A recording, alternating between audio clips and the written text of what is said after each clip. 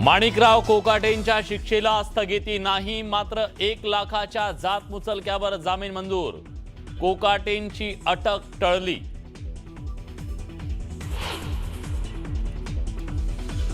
माणिकराव कोकाटेंवर लीलावती रुग्णालयात उपचार सुरू. कोकाटेंना 4 ब्लॉकेज असल्यानं बायपास करण्याचा सल्ला.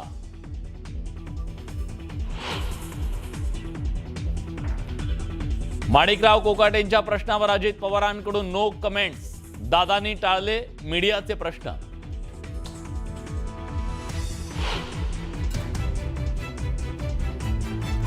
आता आणखी एका मंत्र्याची विकेट पडणार. कोकाटेंच्या राजीनाम्यानंतर उद्धव ठाकरेंचं भाकीत. राजकीय वर्तुळात चर्चेला उधाण.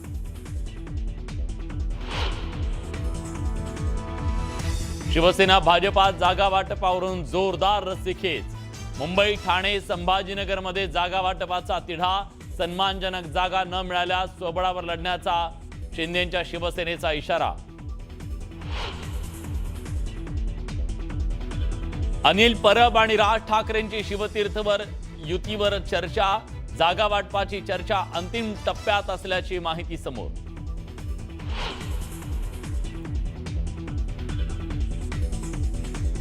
राज्यातल्या 24 नगर परिषदा आणि नगर पंचायतींसाठी उद्या मतदान.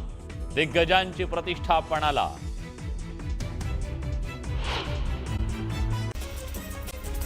माणिकराव कोकाटे यांना 1 लाखाच्या जात मुचलक्यावर जामीन मंजूर झाला आहे. यामुळे त्यांची अटक टळली आहे. मात्र माणिकराव कोकाटे यांची शिक्षा कायम असेल. यामुळे त्यांची आमदारकी जाण्याची शक्यता आहे. माणिकराव कोकाटे यांच्यावर लीलावती रुग्णालयामध्ये उपचार सुरू आहेत. आज कोकाटेंवर अँजिओग्राफी केली जाणार आहे. आता आणखी एका मंत्र्याची विकेट पडणार असल्याचं उद्धव ठाकरेंनी म्हटलंय. कोकाटेंच्या राजीनाम्यानंतर उद्धव ठाकरेंनी हे भाकीत वर्तवलं. अहिल्यानगरमधील राहता इथं कुदळे कृषी मॉलच्या उद्घाटन प्रसंगी मंत्री राधाकृष्ण विखे पाटील आणि माजी मंत्री अब्दुल सत्तार यांच्यात जुगलबंदी बघायला मिळाली. अहिल्यानगरमध्ये घोडा कोणताही असो पण लगाम विखे पाटलांच्या हातात असतो अशी टोलेबाजी सत्तार यांनी केली. तर सत्तार भाई म्हणजे मुलुख मैदानी तोफ आहे, एकदा सुटली की मागे येत नाही अशी फटकेबाजी मंत्री राधाकृष्ण विखे पाटलांनी केली. त्यामुळे उपस्थितांमध्ये एकच हर्षा पिकला. साताऱ्याच्या सावरी गावात सापडलेल्या ड्रग्जवरून राजकीय आरोप प्रत्यारोप सुरू झाले. या प्रकरणामध्ये एकनाथ शिंदेंचा संबंध नाही, जाणीवपूर्वक शिंदेंचं नाव पुढे करून बदनामी करण्याचा प्रयत्न सुरू आहे असं म्हणत फडणवीसांनी विरोधकांच्या आरोपांना प्रत्युत्तर दिलं. भाजपचा सांगली जिल्ह्यावर राग आहे. सांगली जिल्ह्यासाठी भाजप कोणताही निधी देणार नाही. भाजप हा फसवणूक करणारा पक्ष आहे असं म्हणत खासदार विशाल पाटलांनी भाजपवर जोरदार निशाणा साधला. नंदुरबार जिल्ह्यातल्या अक्कलकुवा इथल्या जामिया संस्थेला देश विदेशातून मिळालेल्या 650 कोटींच्या निधीमधून देशविघातक कृत्य करणाऱ्या संस्थांना मदत केल्याचा आरोप भाजपकडून करण्यात आलाय. भाजपचे प्रदेश महामंत्री विजय चौधरी यांनी पत्रकार परिषद घेत याबाबत खुलासा केला. अहिल्यानगर जिल्ह्यातील श्रीरामपूर शहरातील साई श्रद्धा कॉलनी परिसरामध्ये 2 महिन्यांपासून दहशत घालणारा बिबट्या अखेर वन विभागाच्या पथकानं जेरबंद केला. सागर जावळे यांच्या घराजवळ 2 कुत्र्यांवर हल्ल्याच्या घटना घडल्या होत्या. या परिसरात मादी बिबट्या आणि 2 पिल्लं असल्यानं नागरिकांमध्ये दहशत होती. कोंडा घाटातील घोणसरी गावात बिबट्यानं दहशत माजवली होती. बिबट्या भर बस्तीमध्ये येऊन पाळीव प्राण्यांवर हल्ले करत होता. दरम्यान वन विभागानं सापळा रचून या बिबट्याला जेरबंद केलं. अकोल्यामध्ये एक व्यक्ती बिबट्याच्या बछड्याला मांडीवर घेऊन बसल्याचा व्हिडिओ सध्या सोशल मीडियावर व्हायरल झाला आहे.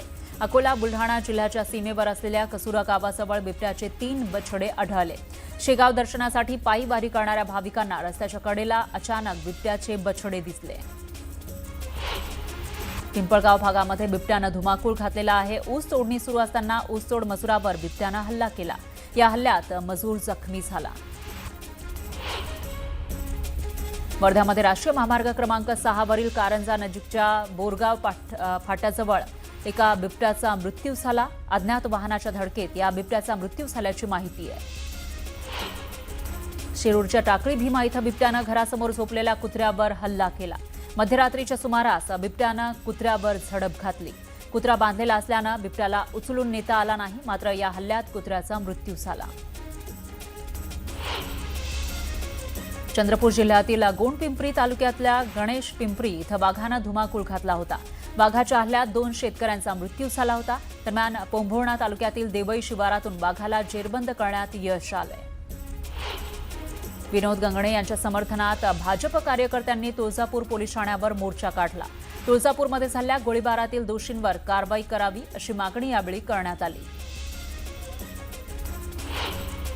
जळगाव जिल्ह्यातील यावल तहसील कार्यालयामध्ये तलाठ्यांनी धरणे आंदोलन केलं. राज्यात सुरू असलेल्या तलाठ्यांच्या राज्यव्यापी आंदोलनाच्या पार्श्वभूमीवर हे धरणे आंदोलन करण्यात आलं. या आंदोलनाच्या माध्यमातून कालबाह्य झालेली संगणक यंत्रणा बदलून अद्ययावत लॅपटॉप तलाठ्यांना मिळावं, यासह वाळू माफियांकडून तलाठी आणि महसूल कर्मचाऱ्यांवर होणाऱ्या हल्ल्याचा निषेध करत हल्लेखोरांवर कठोर कारवाई करावी अशी मागणी या आंदोलकांनी केली. परभणी जिल्ह्यातील चुडाबा गाव परिसरातील वीज पुरवठा सुरळीत करण्याच्या मागणीसाठी महिलांनी आक्रमक होऊन महावितरण कार्यालयासमोर आंदोलन केलं.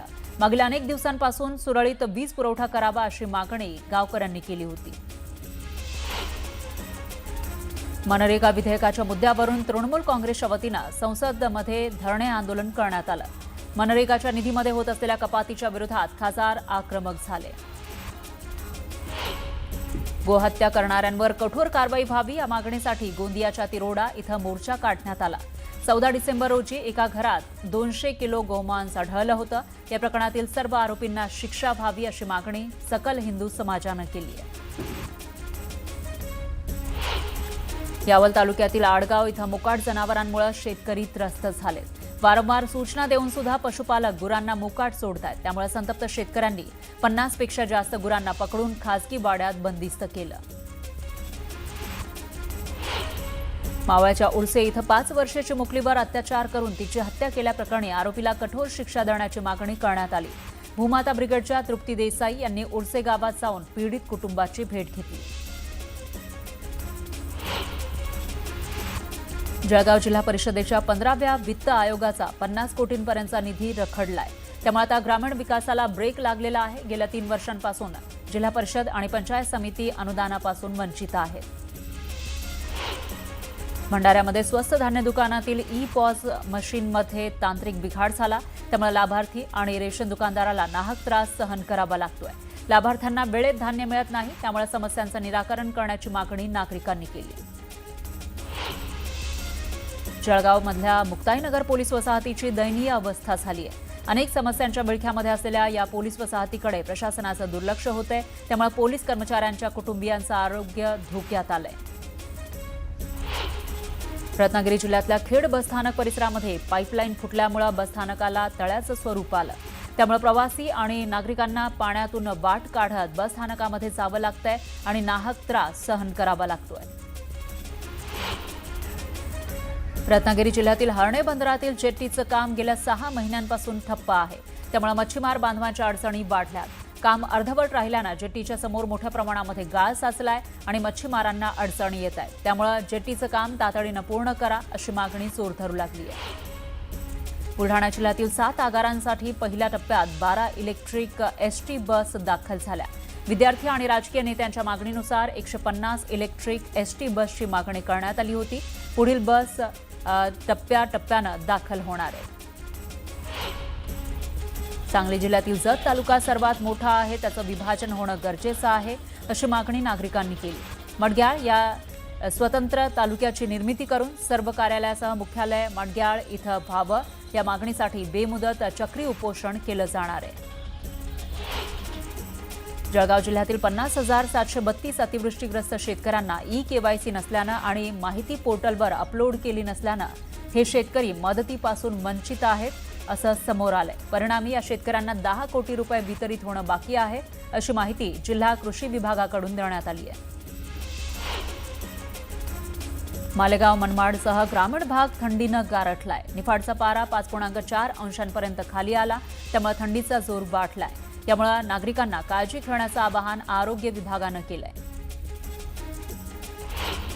सांगलीच्या जत तालुक्यामध्ये सौर ऊर्जा प्रकल्प उभारणाऱ्या एक कंपनीच्या ठेकेदाराकडून वीज वाहन व्यवस्थेसाठी शासनाच्या जागेवर अतिक्रमण केल्याचा प्रकार समोर आला. नियम धाब्यावर ठेवून बेकायदेशीररित्या विद्युत खांब उभारण्यात आल्याचा आरोप आरटीआय अधिकार संघटनेचे अध्यक्ष हेमंत कुमार चौगुले यांनी केला. भिवंडी तालुक्यातील मानकोली परिसरामध्ये असलेल्या ब्लू ओशियन प्रायव्हेट लिमिटेड कंपनीच्या वेअरहाऊस प्लांटमध्ये अमोनिया वायूची गळती झाली, त्यामुळे परिसरात भीतीचं वातावरण पसरलं होतं. दरम्यान घटनास्थळी अग्निशमन दलाचे कर्मचारी वेळेत दाखल झाले, त्यामुळे परिस्थिती नियंत्रणात आली. नंदुरबार जिल्ह्यामध्ये सुरू असलेल्या सारंगखेड्यात घोडे बाजारानं 4 कोटींच्या उलाढालीचा टप्पा ओलांडला. 4 डिसेंबरला सारंगखेड्याच्या घोडे बाजाराला सुरुवात झाली होती. त्यानंतर 14 दिवसांच्या अखेरीस बाजारामध्ये 720 घोड्यांच्या विक्रीची नोंद झाली. या विक्रीतून 4,02,30,500 रुपयांची उलाढाल झाली. श्री गजानन महाराज उपासना केंद्राच्या पायी वारीत यंदा 250 पेक्षा जास्त भाविकांनी सहभाग घेतला.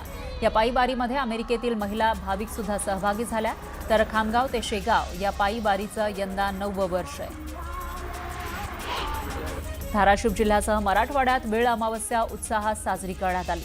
मराठवाड्यातील लातूर, धाराशिव, सोलापूर, नांदेड आणि बीड जिल्ह्यामध्ये हा सण मोठ्या उत्साहात साजरा केला जातो. रब्बी हंगामातील पिकांना बहर येत असताना काळ्या आईची ओटी भरून कडब्याच्या पेंडीचा कोप घालून त्यामध्ये पांडवाची पूजा केली जाते. पुण्यातील फर्ग्युसन महाविद्यालयामध्ये सुरू असलेल्या पुणे बुक फेस्टिव्हलला मंत्री उदय सामंत आणि मंत्री चंद्रशेखर बावनकुळेंनी हजेरी लावली. 13 डिसेंबरपासून सुरू झालेल्या या पुस्तक महोत्सवात यंदा 100 कोटींची उलाढाल होईल असा विश्वास मंत्री उदय सामंत यांनी व्यक्त केला.